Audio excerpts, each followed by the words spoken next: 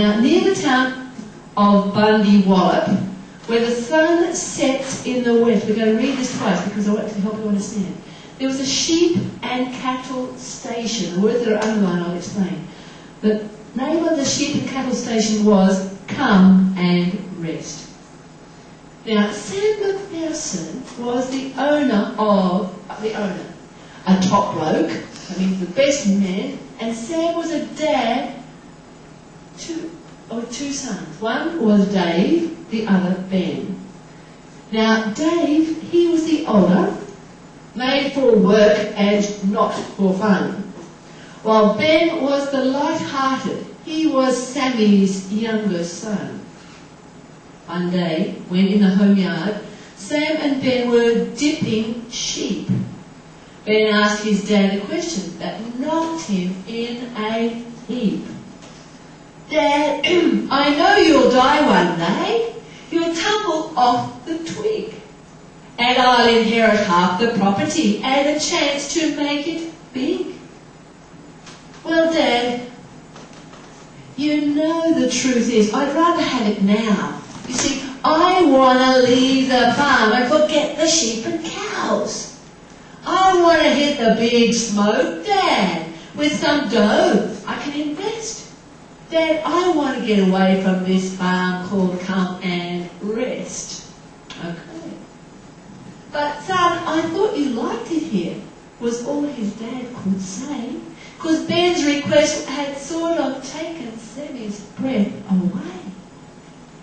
Reluctantly, old Sam said, yes, let Ben his fortune seek, and give Ben all the paddocks to the west of Snakebite Creek.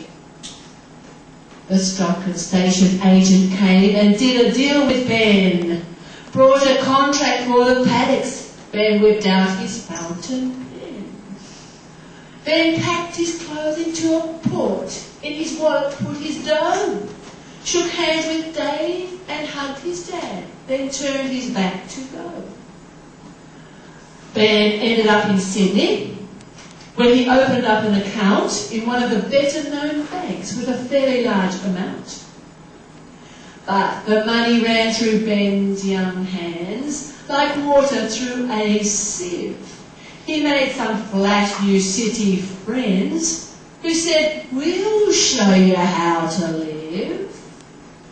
His new friends gathered round him saying, Ben, it's great we think. And that is what they all said when Ben was buying drinks. Eventually the dough ran out and every buck was spent. And Ben just couldn't figure out just where the money went. Wherever all that money went, it certainly had shot through. And when the money ran out, Ben's friends all did so too. So Ben began to hitchhike with his swag, his only load. Ben went back to the bush again, looking for work upon the road. Eventually he got a job in a dingy little farm. They hired Ben as pig man, a job without much charm. They didn't pay or feed him much as he sloshed about the sty. Ben said, these pigs are eating much better food than I. I'm working in this pig yard where I slop and feed and dig. Why, I'm just another animal, just a vertical pig. The stockmen on their station back home on Come and Rest are better off than I am. Perhaps I should head west. I'll go back to my father. I'll say, Dad, I got it wrong. I turned my back on you and God. Turned my back for far too long. I'll say, Dad, I know I've given up the right to be your son, so I'll come back as a farm hand, if you could use an extra one. So he went. He passed through Bundy Wallop, then he climbed the last steep hill, and in the distance spied a figure, someone waiting for him still. The figure ran toward him. Ben saw it was his dad. Old Sam, he wept, and Ben wept too. They wept from feeling glad. Sam took him back to the homestead. To a farmhand he said, "Hey you, go and kill that potty calf. It's time for a barbecue." This one who was dead is now alive. This is my boy, my Ben. My son who was completely lost has now been found again. So they killed the calf and butchered it while the western breezes blew. And they built a fire and gathered round and began the barbecue. Okay, now we're going to see that all over again. This time I want you to help me. Did you understand? That is an Australian version of the same. Did you? We'll go through the words that might be a little bit different. Think for repeating all of it. We're going to repeat it all. This time you're going to help me understand the story better. Okay, this is real Australian, a real Australian version. Now, a ballad is a poem that tells a story. So that's straight from the Bible story. A ballad, a poem that tells a story. Near the town of Bundy-Wallop. Now, Australia was originally Aboriginal.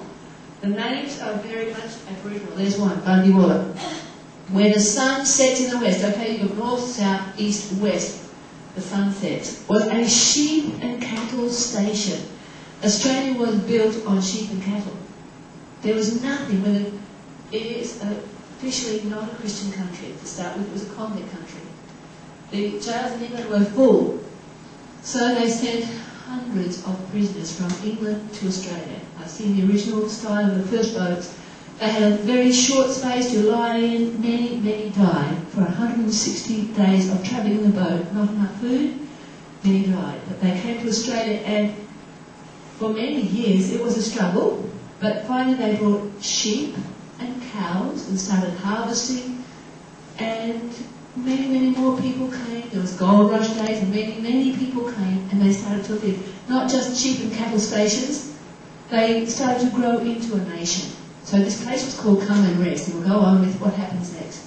Sam McPherson is an Irishman. That's a very Irish name. So they came from England, Ireland and Scotland. We've got music and all sorts of things that came from England, Ireland and Scotland. He was Irish. McPherson was the owner of a top like this. He was a good man. Top man. Top best man. And Sam was dad of two sons. One was Dave, the other Ben.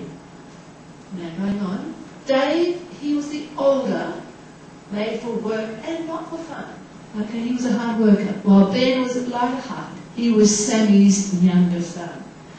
Now Dave, okay, one day in the home yard, okay, they were all working. It's hard work. I've been a farmer too before I was teaching. Sam and Ben were dipping.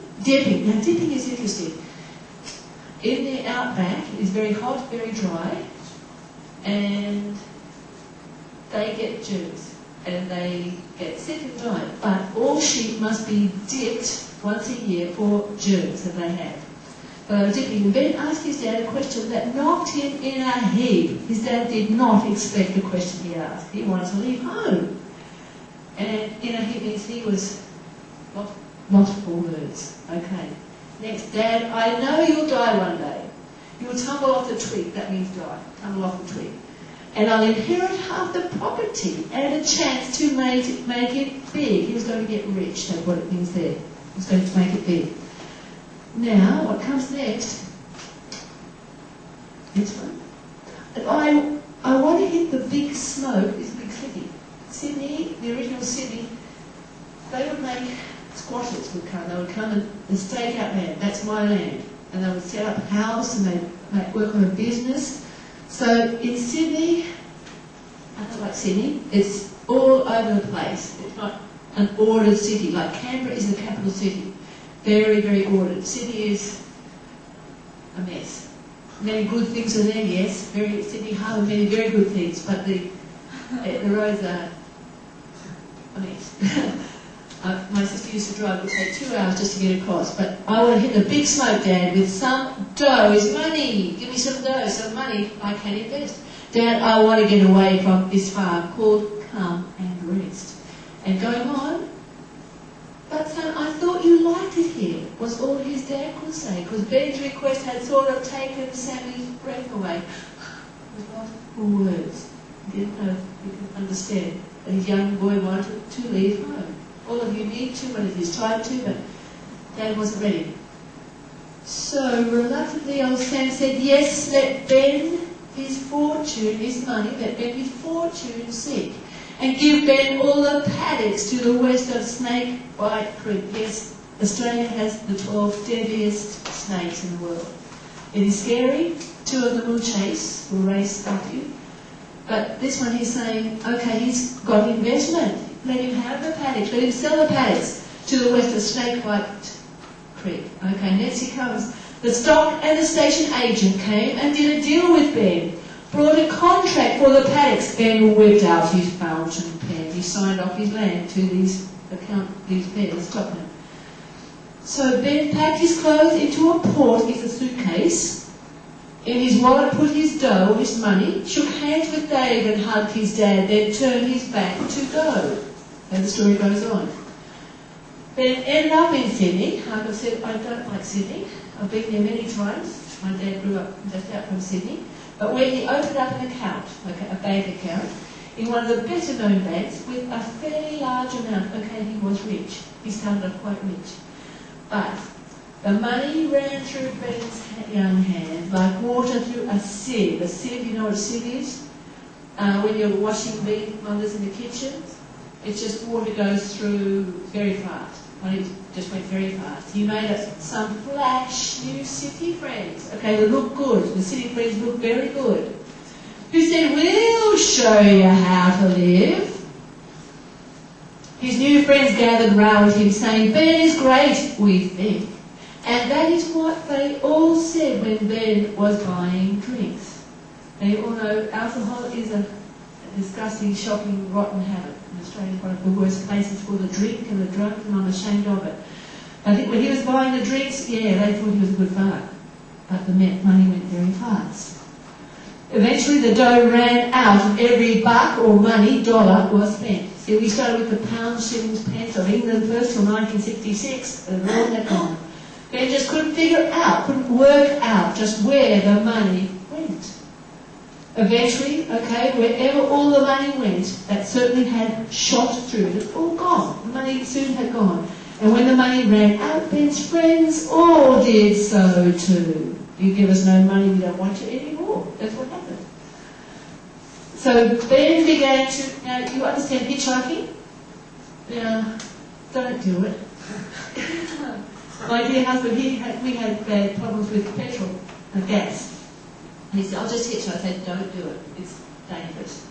Okay, you just put your backpack on, put your thumb out and ask for a lift. Well, that's what he was doing, hitchhiking, with the swag on his back. Ben went back to the bush again, looking for work upon the road. Okay, just a farm, please, you've got any food? Oh no, we can ask straight for food. We've got work so he could get food.